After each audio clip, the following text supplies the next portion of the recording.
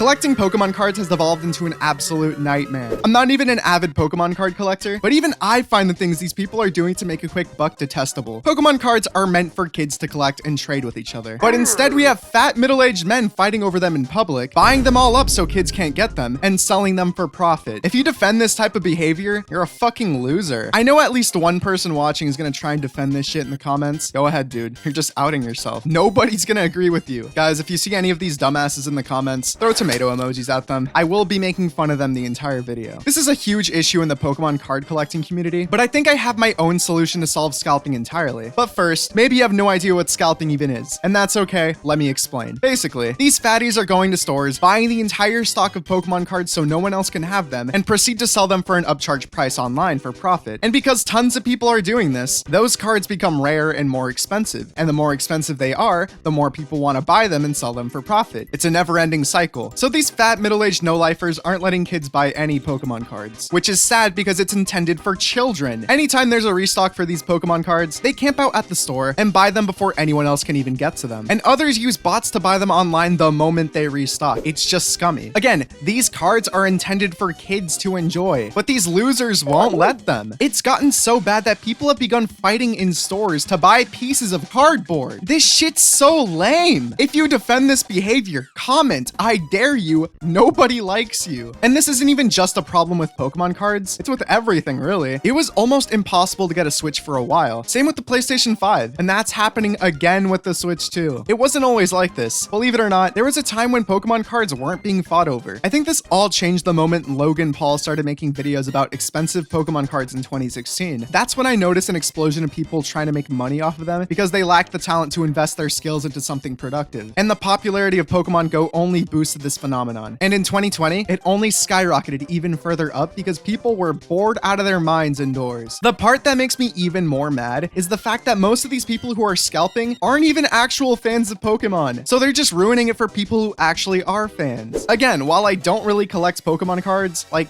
yeah, I have them, but they aren't something I go out of my way to get. It's just kind of like, oh, I'll buy a pack. Why not? I always thought people's obsession with it was a little strange, but I'm happy people have something they enjoy. While people are way more obsessed with the price and rarity of cards, I always just really loved card art. Seeing all the different art styles was super cool, and I was one of the few who actually knew how to play the TCG back then. I think this whole situation is the reason the TCG Pocket app was even made. This allows people to still experience the joy of opening packs. It makes it accessible to everyone, even if you don't have the money to spend on buying Pokemon cards. And they even have a ton of really awesome exclusive cards to the app, like this wonderful Wigglytuff card. Don't you love it? Yeah, you do. So while not perfect, it does help alleviate the pain the community feels at least a little bit. There's no harm in it. And guys, real quick, I just want to announce that memberships are open. I wanted to keep it cheap. It's only $2, but there is a $5 option if you want to see videos early. It's raining and pouring. Granted, I can't do it every time, but when I can, I will. I would super duper appreciate it. It helps keep the channel afloat. Anyways, back to the video. Thank you. I think TCG Pocket has made it more accessible, which is awesome. But again, I never really cared about the rarity or the price of cards. I just had cards that I liked. And I think that's how it should be. The problem today is that a bunch of fat fucks just see it as a way to get money rather than just something fun. And their greed ruins other people's joy. I mean, we all had Pokemon cards growing up. Kids would bring them to school, show them off, and sometimes you'd even trade with your friends. It was just a cool thing to socialize over. I still have a lot of cards that I traded with my friends, but by making them less accessible for children, they're taking away that experience from them. It may not seem like a big deal, but something as small as that can really make a kid's day. Like seriously, you can't be that fucking broke. Put that energy into something actually productive. Kinda crazy that the only time these fat fucks run is for pieces of cardboard meant for children. Jesus. All right, so let's get the play-by-play for these scalpers, okay? Bro's full on sprinting. They're sprinting down the aisle trying to get to these cards. Like, come on. Hey, don't do that, bro. That shit fucking pisses me off. Don't do that, bro. Like, you're not doing the same thing. A fucking hypocrisy. Like, what is this? Genuinely, what is this? Grown-ass fucking people fighting over Pokemon cards. Can't comprehend it. I really can't. Got another one here. Who was that guy? Am I crazy? Who was that? Who was that guy with the glasses? I'm not the only one who saw that, right? Okay, whatever. Genuinely insane. These grown-ass fucking adults need someone to tell them not to run indoors. I feel bad for this worker. I genuinely feel really bad for her because, like, what do you even do in this situation? Look, what is this? They're doing Yoshi's Final Smash. Like, it cannot be that serious. They knocked over a whole TV. I don't know if you heard it. There it is. They knocked over a whole damn TV. They're fucking waddling. Look at them. What is going on, dude? Like, they're fucking fighting over Pokemon cards like goddamn animals. You cannot be this broke. Go fucking do something productive. You notice how none of them are kids. None of them are teens. They're just full-ass fucking adults acting like children. Oh my god. Okay, this is the one. Wait, let me move this. These fucking, like, monsters air tagged some poor worker's car to know when they would restock. And now they're, like, talking about it. And my air tag says you too.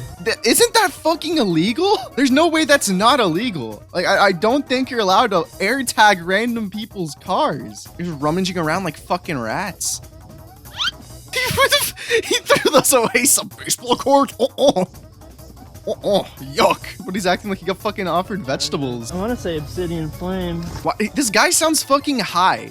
No, these aren't even, I'm completely like desensitized to this shit. Notice how none of these are in the fucking, like, they're not stocked up. They're rummaging through the boxes without their permission. This is what's happening. They air tag the car. They fucking open the boxes while they're not what the fuck? And again, I know someone in the comments is gonna be like, actually, it's a really good way to get money. It's healthy for the fucking... Shut the fuck up, dude. Go get a fucking job. So they said 2 per person. How many is that now? So they can just keep going in and out. What the hell's the point of having the limit if they're just gonna keep going in and out? This is the one I've been wanting to see. Scuffle breaks out in Toronto over Pokemon card. I love the fact that they fucking use the word scuffle. Oh my god, they weren't lying. I think I see the cards. No fucking way this is real. No way. What is this, dude? I like this guy pulled out his fucking finisher move. Look at him. What the fuck? Oh my god. Okay, maybe I shouldn't show the full extent of this fight. I at least wanted to show the super movie that guy did. So we have all these issues, so that only begs the question, how do we fix this? Well, the obvious answer is just don't buy from scalpers. If they buy a ton of Pokemon cards and aren't able to sell them off, they just wasted a ton of money and probably won't do that again. But of course, they could just end up opening the packs themselves, pulling a few rare cards to sell, and unless you want to personally go to their house, break in, steal it, and give them a job application, they're gonna make their profit or at the very least cut their losses. And all it takes is for one person to buy that resold pack for the scalper to win. So that whole solution's out the window. Some stores in Japan started banning adults from buying Pokemon cards to help stop scalpers from getting to them and actually let kids buy them, which is a step in the right direction, but it's still flawed. Like, say you're a parent trying to buy a gift for your kid, you can't buy it for them anymore. They've also tried removing plastic wraps from them, but I feel like that would cause a whole other concern of cards being damaged or something. Just too much of a nightmare to deal with, especially in America. And of course, limiting the amount of cards you can buy can help, but they'll always find a way to bypass that. And you might be thinking, well, fuck, what are we gonna do? But I have an end-all be-all solution for this scalping bullshit. Something that would make fans, the Pokemon Company,